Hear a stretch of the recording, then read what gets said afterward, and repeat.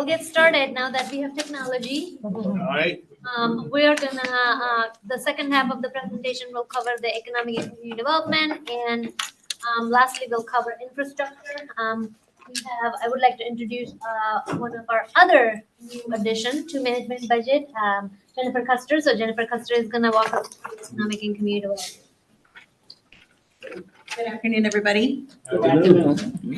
Okay, so we're going to get started. The three city community priorities we're going to discuss in this presentation are encourage healthy and sustainable growth, stimulate innovative development and just economy, and support the people. We'll also walk through the equity and inclusion lens and discuss the work throughout the organization. The policy objective is to foster viable, sustainable, and healthy urban community by providing quality amenities, economic opportunities, and affordable housing options. 12 of the city's programs found ways to successfully reduce spending in the 2025 budget while still achieving their program goals. This reflects their commitment to efficiency and effectiveness, demonstrating a strong ability to balance fiscal responsibility with city community priorities. The overall economic and community development CSA is down 0.9%, or just over $268,000, and has one fewer position down to 102 FTEs. The Encourage Healthy and Sustainable Growth had an overall reduction of 4.2% in the budget. Stimulate Innovative, Welcoming, and Just Economy had a slight reduction of 2.7%, and Supporting Young People had a modest increase of 3.5% to align with event and staffing needs. These funds will support young people as well as provide more opportunities for access to all Dayton residents.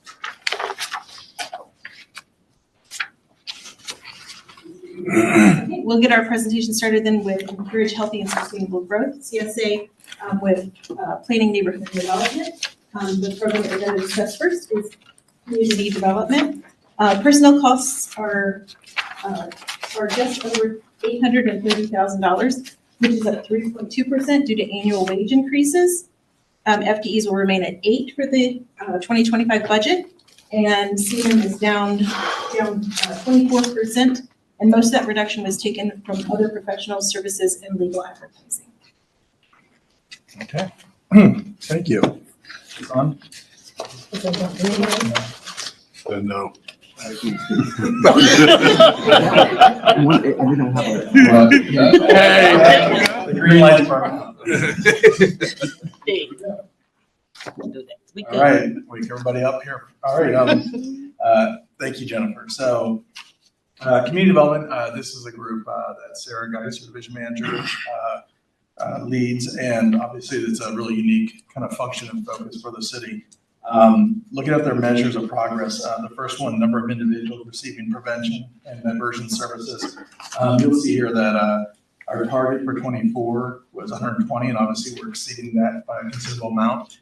Clarifying fact there is that this is really the tail end of some additional COVID support that we've gotten. So we're able to kind of help a little bit beyond what we normally do, but that will be tapered off after this year. Number of individuals served through a CDBG-related public service activity. This work, you'll see we're close to our target of 250 by 214. This is the focus area of youth, workforce development, some of the other factors that we've put forward in our plan. The number of homeowners served through rehab programs. We had a target of 100. We were at 36. This is another program that's at the tail end. It was the closeout of the Pathways program that we were working with the county corp. So kind of much of the work in community development spans multiple years. So just always want to give those clarifying factors. Under our future goals, it's to work with our partners to address prevention, diversion, and rapid rehousing of individuals in the shelter to reduce the number of overnight stays and length of time in the shelters. Support diversity of prevention, diversion, and rapid rehousing programs so that we can increase the number of persons served annually.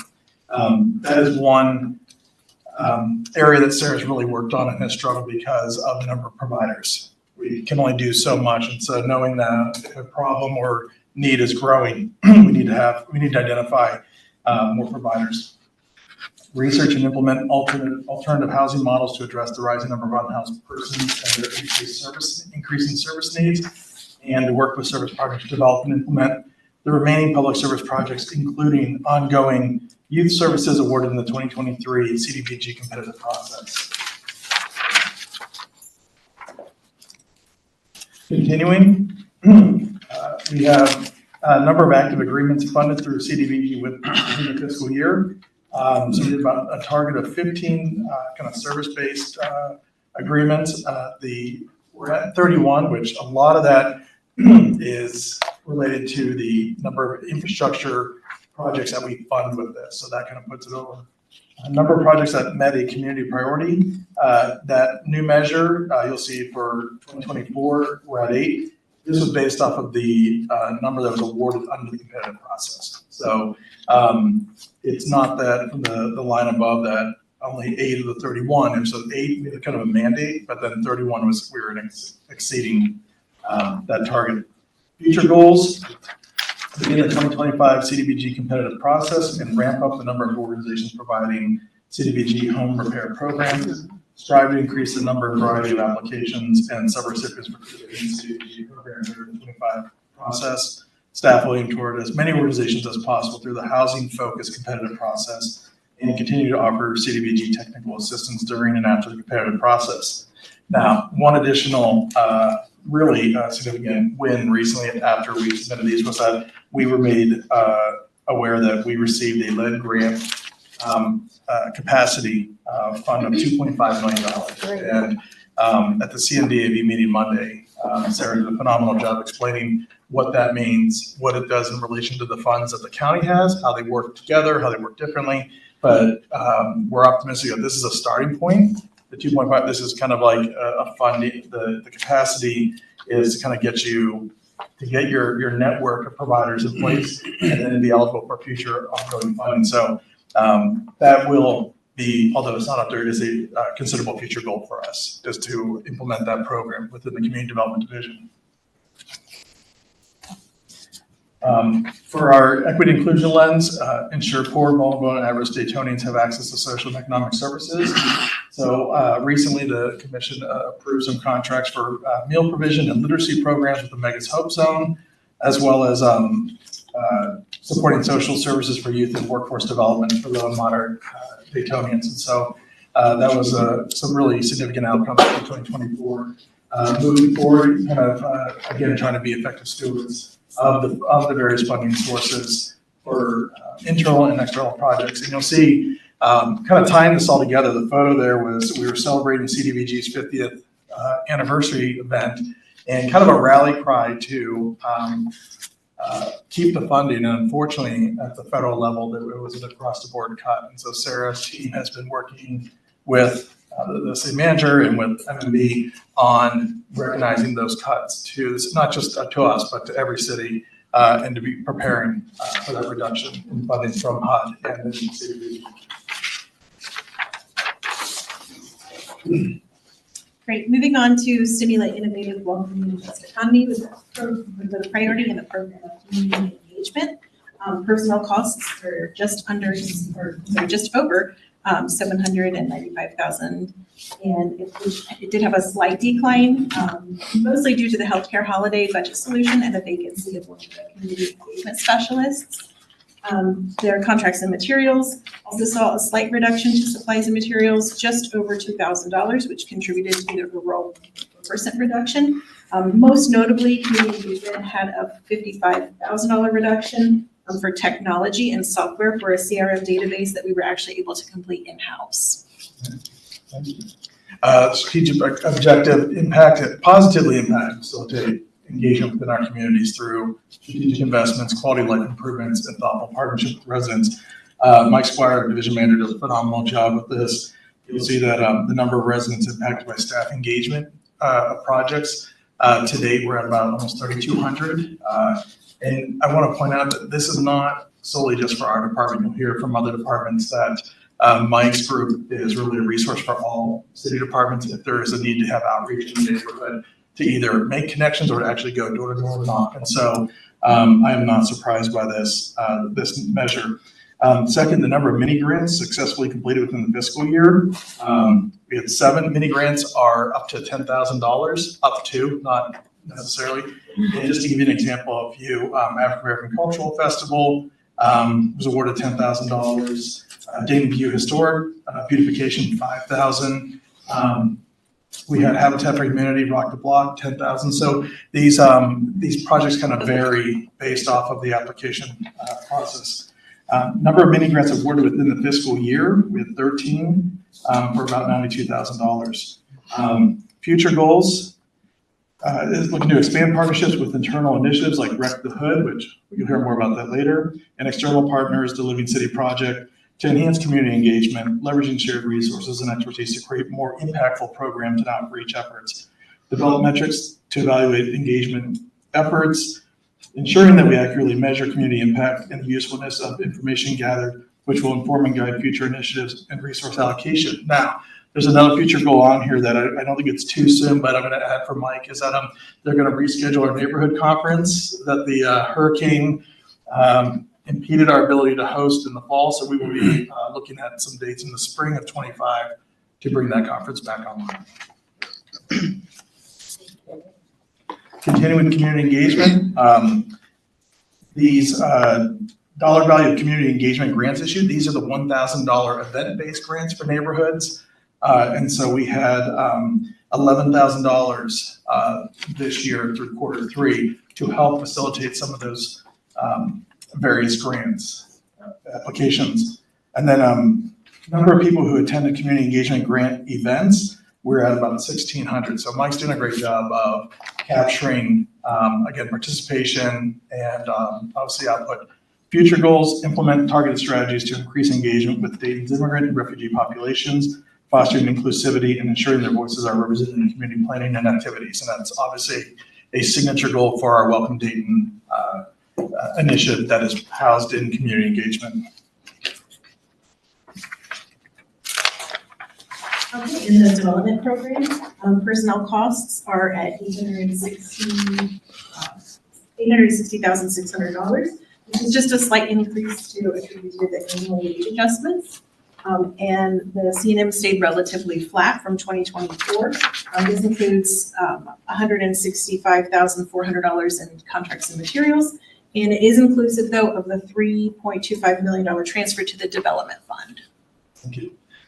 So our Economic Development Division, headed by Veronica Morris. Our first metric, looking at the number of projects with city funding commitments. Our target for 24 was 20. We're at 5 right now, but you can see that we typically end with around that 13 to 15 range as we have in previous years. Dollar value of city development funding committed to development agreements. To date, we're at about $8.2 million, well above our target of in 2024 of $2.5 million. And then again, as new measures, one of the ways we kind of looked at what the impact of our Economic Development Division, the development agreements that we do, the work that the development is that the number of jobs created and retained from active agreements. And so to date, we're at about a 98% factor. About 26 of the 27 are on course or have met their job retention and creation goals. And then also knowing that sometimes there's another measure there where also the capital investment that these companies are making into facilities and structures, either through the plant or the operations. Future goals for this division, coordinate with strategic partners to support and promote neighborhood economic development, promote available development sites, manufacturing, commercial, housing, and mixed-use projects, standardize and streamline application process and criteria for all city financial incentive programs, conduct business expansion and retention business with local businesses, and then continue to work with regional partners on attracting large manufacturing and technology companies. Okay, for planning and the administration program, personnel costs are down 10.3%, and this is just over $1.8 million for their budget. This is due to the abolishment of a special projects administrator position and the filling of a position at a lower wage. Contracts and materials has a small 2.3% reduction, and that's mostly coming from adjustments made to supplies and materials, bringing their total budget to $388,200. Great. Thank you again. All right, so the first measure is for our planning division, which is headed up by Tony Kroger. And this first measure, percent of applications guided towards improved outcome every quarter or twice a year, whether that's our board of zoning appeals or our plan board. And what this number is looking at is that if you look at 10 projects coming in, 6 of those typically meet the requirements, don't need much review or further action, and kind of can proceed through. On any given year, about 30 to 40% of those probably would not pass at first or need some additional adjustment. And so trying to, again, provide good customer service. It's our staff working with them, maybe taking a project through a work session at plan board or to kind of help finesse or polish that to get it approval. So the target was about 40%, and we're at about 33% of those projects this year that needed that additional staff support and or assistance from one of our boards. The second measure is percent of neighborhoods where a project occurred per year. I told Tony this is one of my favorite ones because, again, we try to think about where we're working and that we're ensuring that we're equitable in our work. 50% is our target of all city neighborhoods because not every neighborhood will have a project, but to date, we're at 57% where a project has occurred in a neighborhood. And so that is a really incredible metric so far this year. As for future goals, maximize the impact of Dayton recovery plan projects, utilizing funding efficiently, strategically, and in compliance. And then another really exciting goal that Tony's going to be leading with his group is develop, adopt, implement, adapt Dayton comprehensive planning, land use, and zoning strategy to develop with robust engagement and transparency to bring all department efforts in alignment with the national best practice.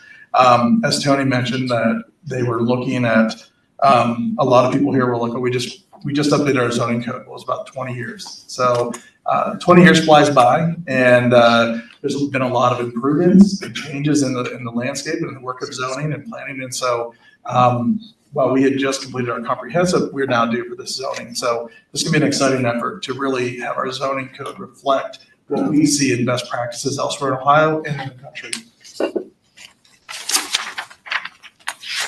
Here, equity and inclusion lens. So we're looking at encouraging resident stakeholder participation and neighborhood engagement in government services. In 2024, some significant projects we had, our participation with the Miami Valley Community ID, the Dayton Home Repair Network, and Rock the Block, which has been a multi-year project. Working with our friends in civil engineering, street projects, vision planning for new developments, and then also with the VITA and the EITC program, providing tax support for our residents. In 25, we will continue to kind of focus on those goals, ensuring that we're reaching people where they are. Additionally, promoting inclusive and sustainable economic growth in Dayton, including full and productive employment opportunities regardless of geography.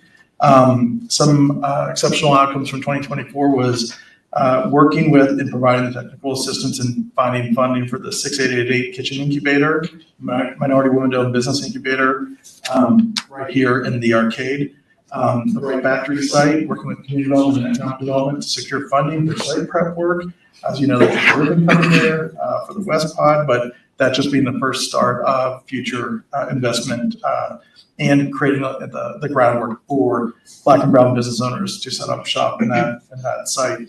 And then working with supporting Black and brown business owners through the Inclusive Business Opportunity Recovery Center and using $400,000 of funding to leverage $3.1 million of private funding to minority and women-owned businesses. So I would say that we're looking to do more of that in 2025.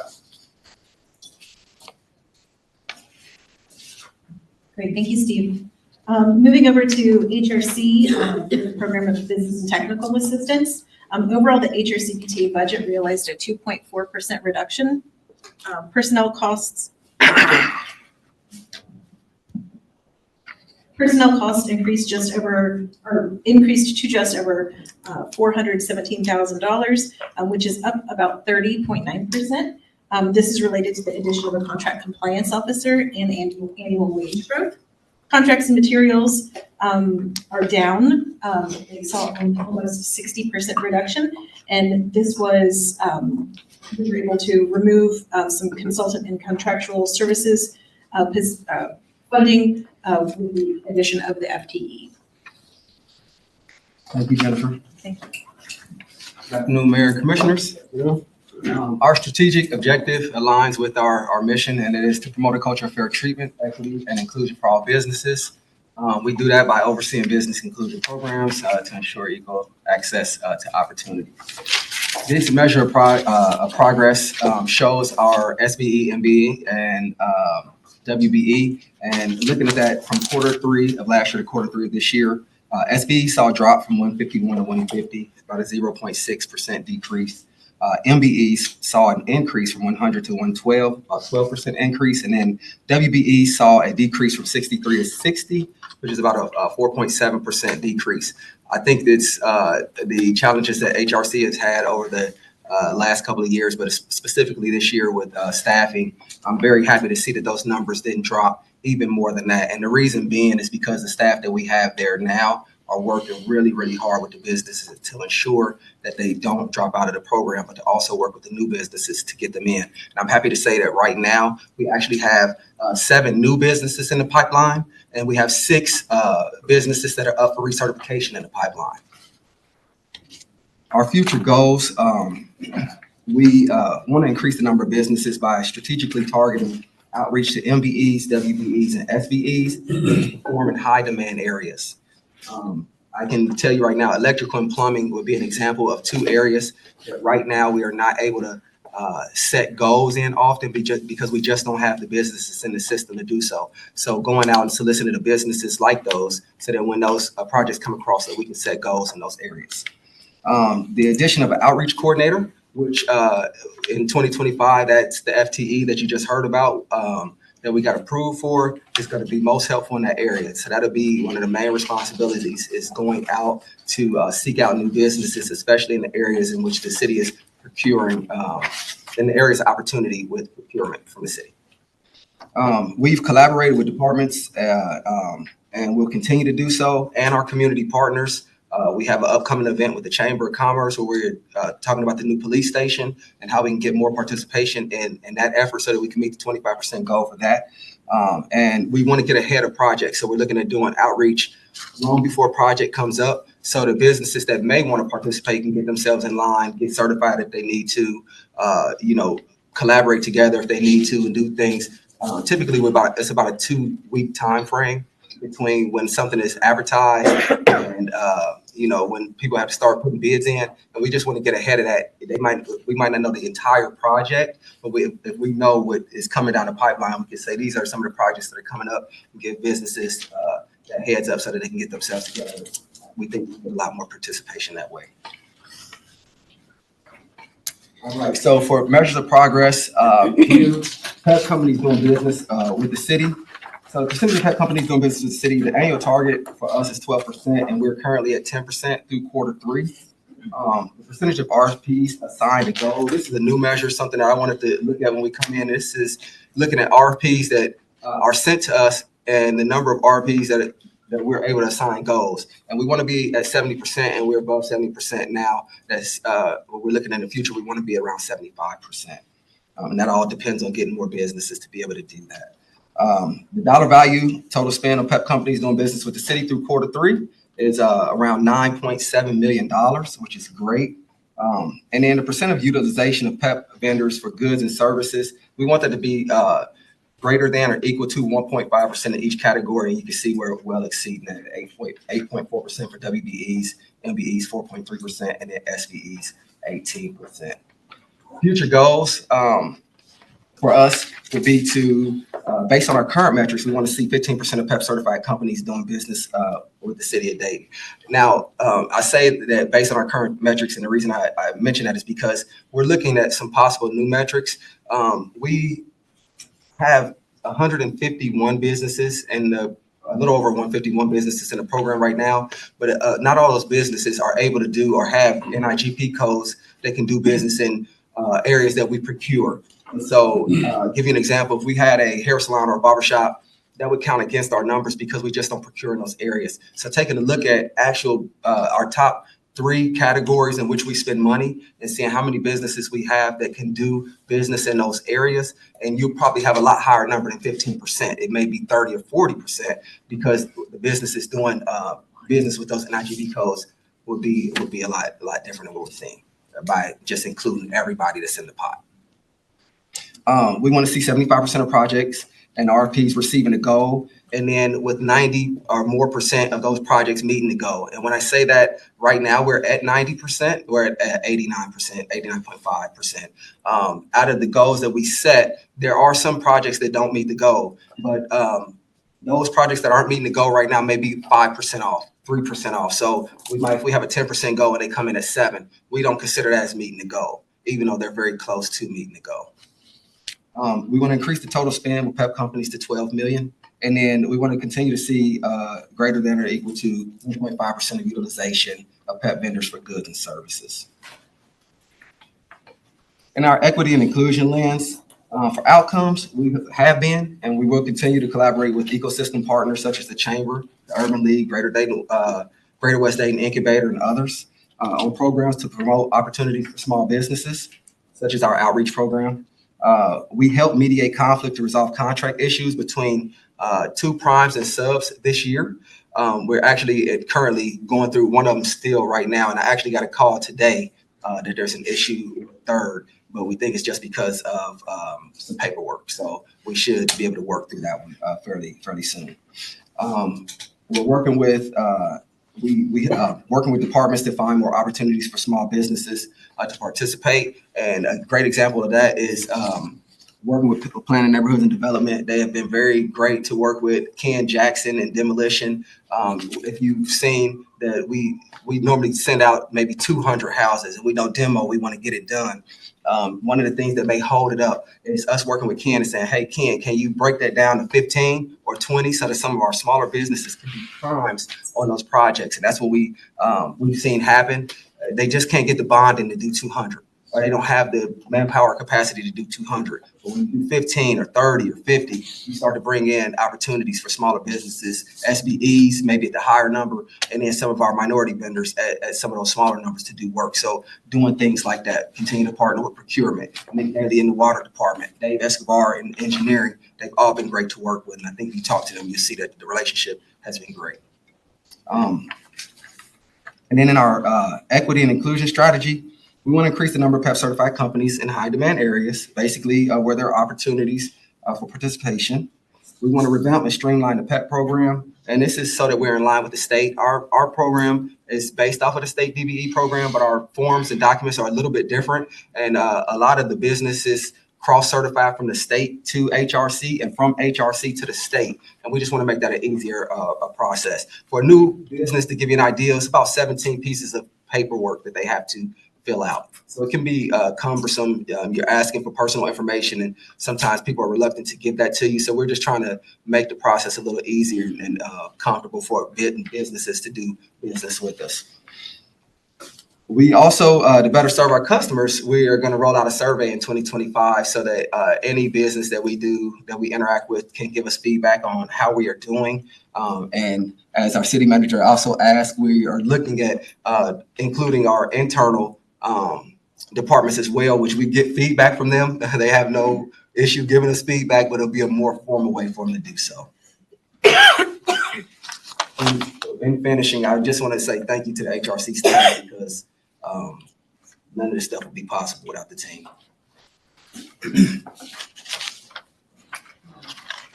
Thanks, Lamont. Next up is the President of the Agency for Service and Transportation.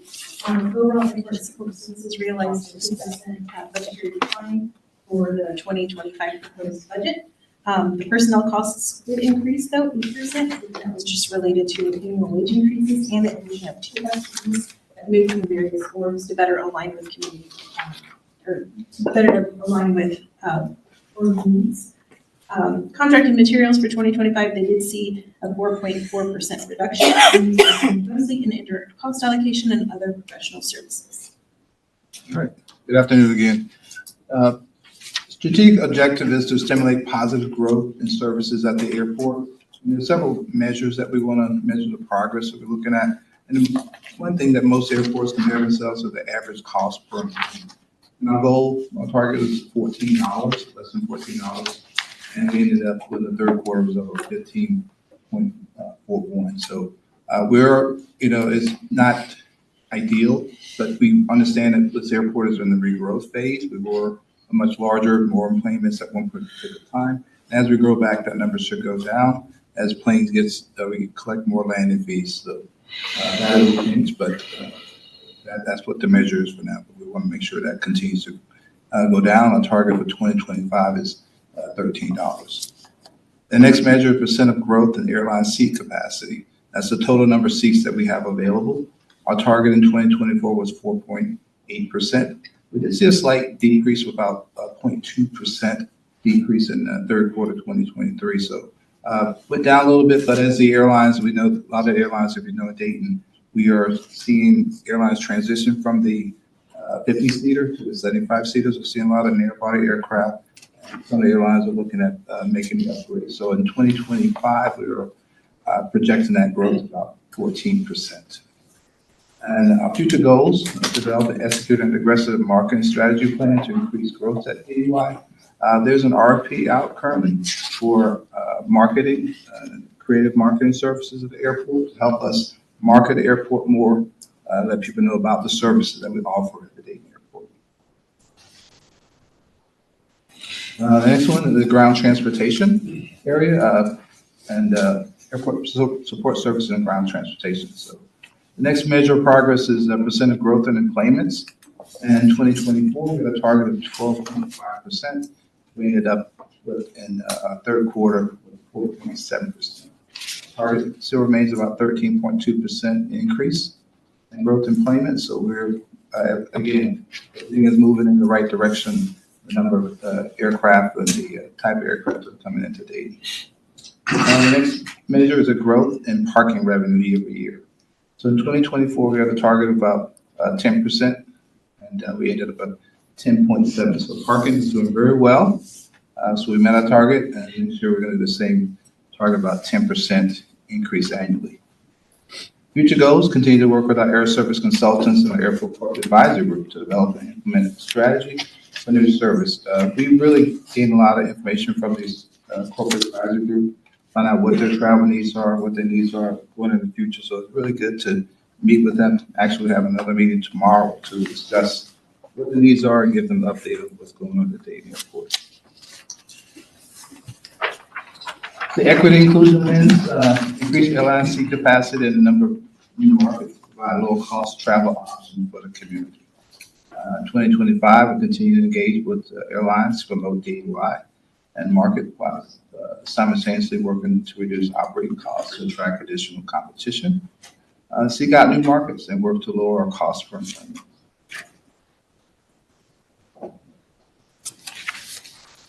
Okay, Your Dollars, Your Neighborhood is the first program that we're going to discuss in the Support Young People priority with P&D. The $4.3 million is representative of the transfer from funds to support the Preschool Promise program. Thanks again, Jennifer. This is a project that we host within the Department of P&D. So you'll see here that we've been working with our partners at Preschool Promise to develop to help us with these measures of progress. And so started to kind of implement these outcomes. You'll see the first measure is percent point difference in kindergarten readiness scores for children in Preschool Promise for non-preschool promise. And you'll see they broke it down by Black, white, and other. So for Black children, it's 14% difference. White children, 32% difference, and for all others, 6% difference in the end of 2023. One thing to note too is that we're also, this information is also on the city's website real time as well, working with Preschool Promise. They're updating that there. So anybody can look at the measures, their progress measures on the city's website. And quick point to make here is that this data is reported on an annual basis, on a school year annual basis. That's why we don't have the information for 2024 yet, because there is a lag in reporting the data. So the results that Steve just mentioned is the 2022-2023 school year.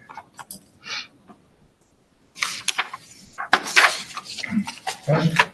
And continuing, additional measures that we're working with is point difference in the executive function skill scores by Black girls. We're seeing a plus 0.4 And then point difference in the executive function skill scores by Black boys, plus 2.7. Outcomes, over 4,100 children attended the 2023 school year, or 60% of our total population. 62% were 4-year-olds, 38% were 3-year-olds. Attendance for 4-year-olds grew 9%, and attendance for 3-year-olds grew 10 percentage points.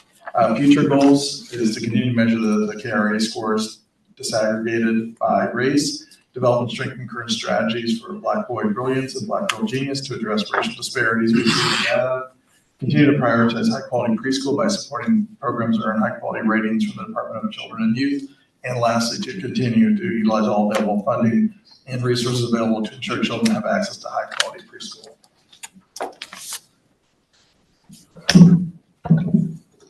Okay, moving over to recreation, the program of recreation and youth services and administration.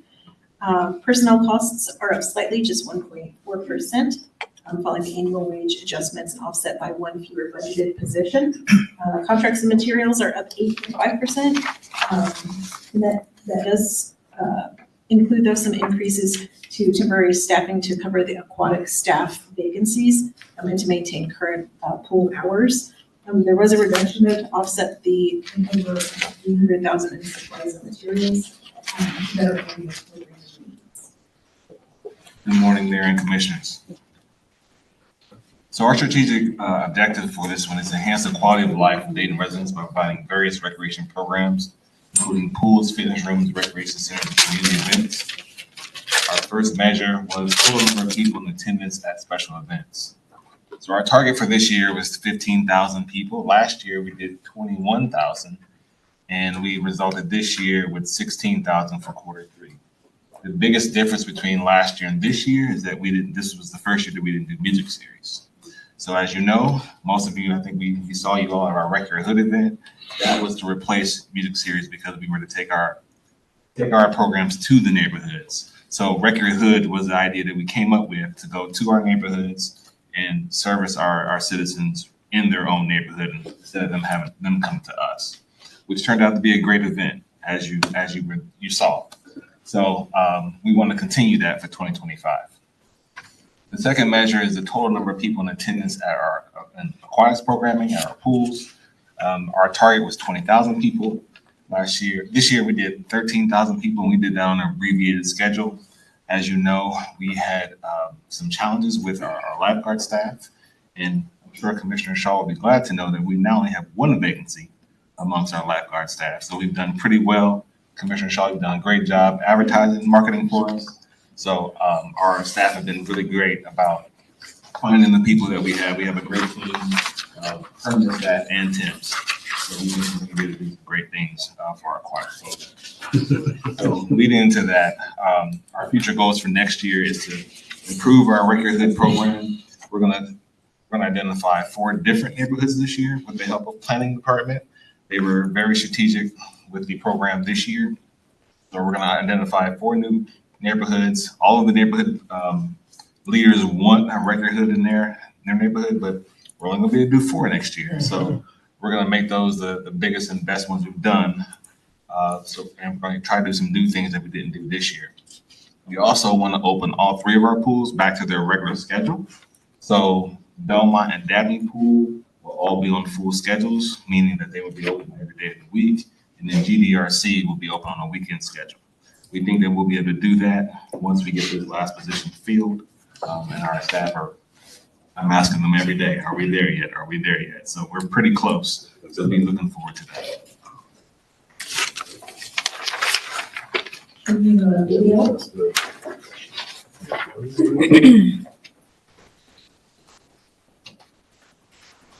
So this is a video of testimonials from our program participants.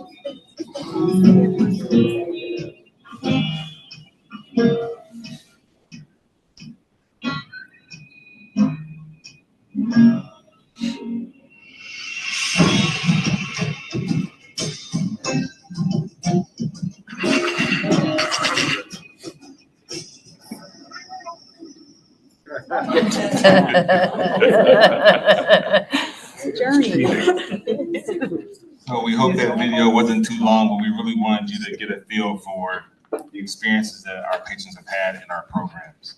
And we hope that the other departments won't show videos.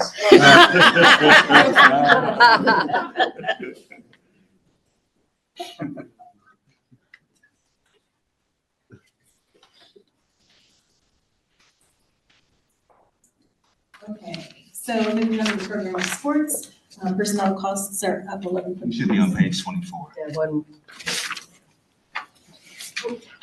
Yeah, so this is the third measure, total number of people in attendance at our fitness programming. We continue to do pretty well in this area. We have struggled just a little bit with program offerings or class offerings, but we still have a number of people in our facilities to work out to make their lives healthier. The next one is total number of people in attendance at our general recreation programming. This is all the programming that we don't necessarily have a category for, such as open gym. We continue to show good numbers in this area, but we're always looking for ways to improve. We ended Q3 with about 98. And then the last one, total number of young people ages 17 and under in attendance at general rec programming.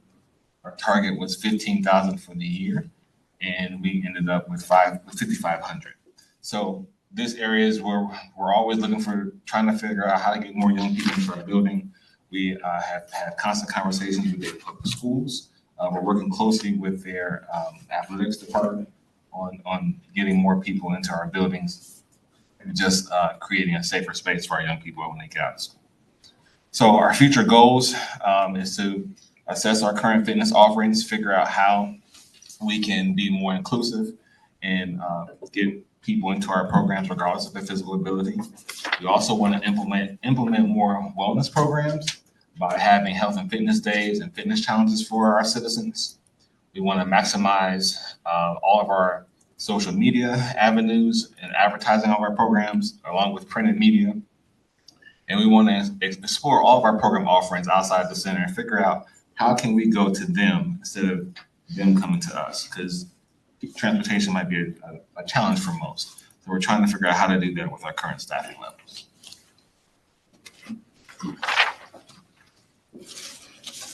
Okay, moving on to the sports program then. Personnel costs are just over $680,000, which is 11.2% higher due to an additional FTE and some annual wage adjustments. The contracts and materials did see a decline of 21.2% though, and this is due to less temporary staffing used as the programming as permanent positions have been. So our strategic objective here is to enhance the quality of life of Dayton residents and neighborhoods by providing various recreational sporting opportunities. So the first measure was total number of people in attendance for sports programming. We had a target of 30,000, and in Q3 we ended with 20,000. About 21,000 people participating. And then the second measure is the number of young people ages 17 participating in our general sports programming. We had a big change here. We went from 8,000 people in Q3 of last year to 13,000, 14,000 people in 2024.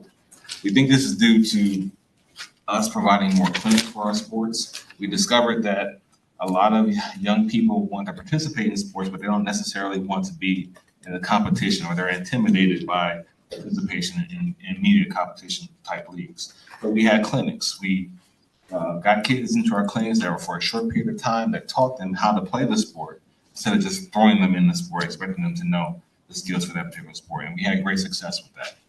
So for next year for our sports programs, we're going to continue to modify our programs and activities. We want to focus on our service delivery. That's always a goal for us, is to how do we make the experience better for our patrons when they come up to register for our program all the way till they finish. And then we want to also introduce a new program called NHL Street Hockey to our youth. We have done this with our soccer program and for our flag program. There are major league sports that are linked to those programs, and NHL Street Hockey is just the hockey version of the NFL flag. Our soccer program, so we think we want to support that's really new for our kids. Not a lot of our youth have never even played hockey. So it'll be new for us as well to learn and to teach them. And then we also want to focus on pickleball. Pickleball is still growing in the city of Dayton. So we want to make sure that we can grow our leagues and teach our youth how to play the game. And then we want to have more tennis leagues at the tennis center. In past history, we've had citizens run their own leagues. Now we want to take over those leagues and run them ourselves, since we've seen more people come into our general tennis center. And then we just overall want to continue to develop the sports program with our adults. We want to provide more offerings for them as well. So while they're playing in the league, they'll also bring their kids and have them participate in the league too. So those are the goals that we have for sports. Okay, so moving on to the program golf then. The overall expenses for golf have went up over 6%, with capital equipment costs driving the majority of that increase. Capital equipment costs are $213,500 due to a planned purchase of some golf carts. The contracts and materials budget is down 2.2% from temporary services, and a slight reduction in management contracts to align with spending trends. There is a planned transfer out of $290,000 for the golf debt loan, and personnel expenses are down 10%, mostly related to annual wage adjustments. The strategic objective was to enhance the quality of life of Dayton residents and neighborhoods by providing recreational golf opportunities. The first measure of total number of rounds played and quarterly percent change versus prior year. We had a 2024 annual target of 81,000 rounds to be played. Last year, we did 76,000. We think we had more around 81,000 after we looked into some more numbers. And then for this year, when we had to report this, we had 64,000 rounds played. And now at Q3, because we were missing a month, we were at 79,000. So we've been doing pretty well out of the community, even though we had a rate change out of the golf course. And so we also adjusted our tee times a little bit, because we had a 7-minute tee time slots. So we had some complaints of it being overcrowded. So we reduced that time to 3 minutes. We're doing pretty good with that. So we're continuing to be able to service all of our golfers and see our rounds grow for a community. Our second measure in this area is number of youth ages 17 and under in attendance. Our target was 2,000 youth. Last year we did 3,000. This year we did 4,000. We are having consistent conversations with our golf pro about how do we get more kids playing golf. Last year we had some indoor clinics for our elementary age students. We want to do the same this year. And we also want to figure out how do we get more kids playing in the summertime as well. So these are consistent conversations that we're having with our golf pro to figure that out. We know that there are more youth playing golf, and we want to see that number grow here in Dayton. So this is a constant discussion, and we think that we can increase these numbers in 2025. We also are improving what we have out there at communities, so we're replacing golf carts. So we think that will satisfy more customers and keep them playing in 2025.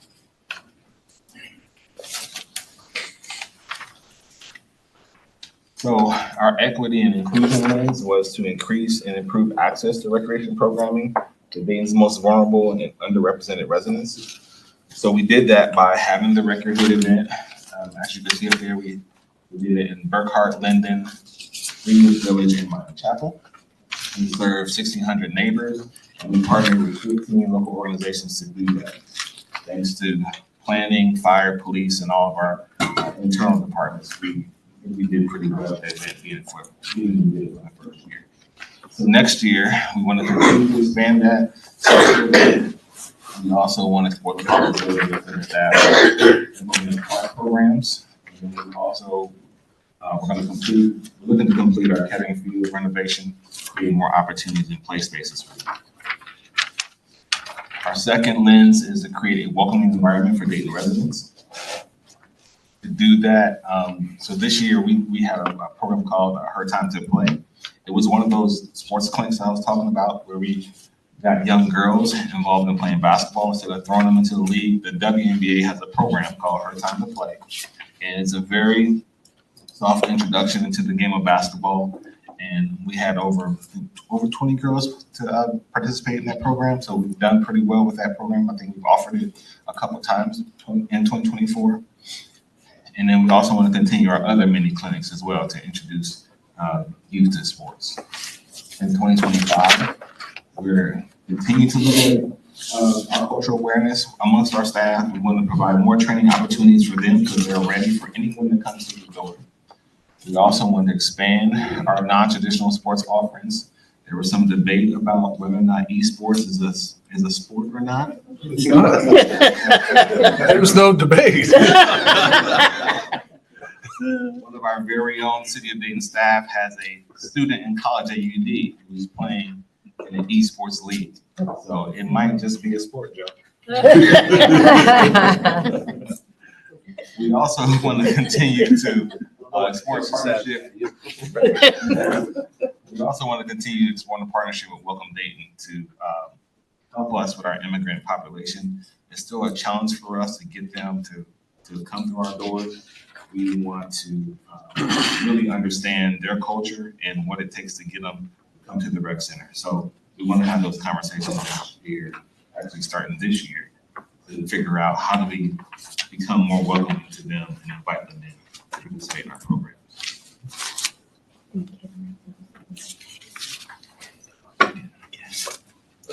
All right, that leaves us. Just for 1 second, I do want to mention that the aspect of soccer is growing extremely fast at Dunbar and at Belmont High School. Belmont has won the city tournament for the last 2 years. And Dunbar nipping at the heels on the consistent basis.